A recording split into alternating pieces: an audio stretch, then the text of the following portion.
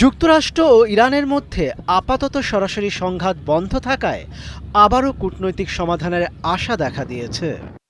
বার্তা সংস্থা এপি জানিয়েছে, ওয়াশিংটন ও তেহরানের মধ্যকার দূরত্ব কমাতে কাতার পাকিস্তান সক্রিয়ভাবে কাজ করছে।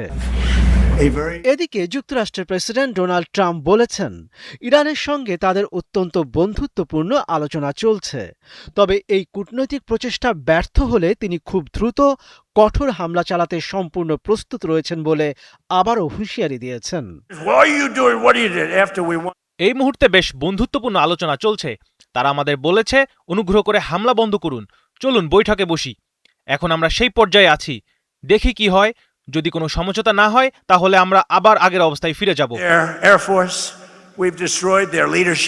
তবে ইরান পাল্টা দাবি করে জানিয়েছে, যুক্তরাষ্ট্রের সঙ্গে মধ্যস্থতাকারীদের মাধ্যমে বার্তা আদান প্রদান চললেও বর্তমানে কোনো আলোচনা হচ্ছে না।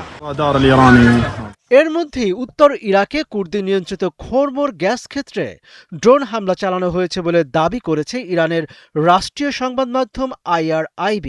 এই গ্যাস ক্ষেত্র থেকে ওই অঞ্চলের অধিকাংশ বিদ্যুৎ কেন্দ্রে গ্যাস সরবরাহ করা হয়।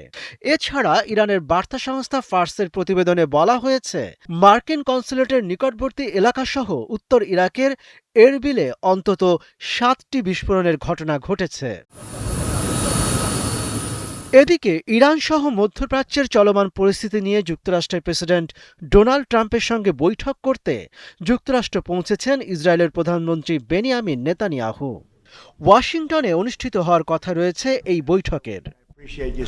এতে ইরান ইস্যুর পাশাপাশি আঞ্চলিক নিরাপত্তা ও মধ্যপ্রাচ্যে শান্তি সম্প্রসারণের উদ্যোগ নিয়ে আলোচনা হতে পারে বলে জানিয়েছে ইসরায়েলের প্রধানমন্ত্রীর কার্যালয়।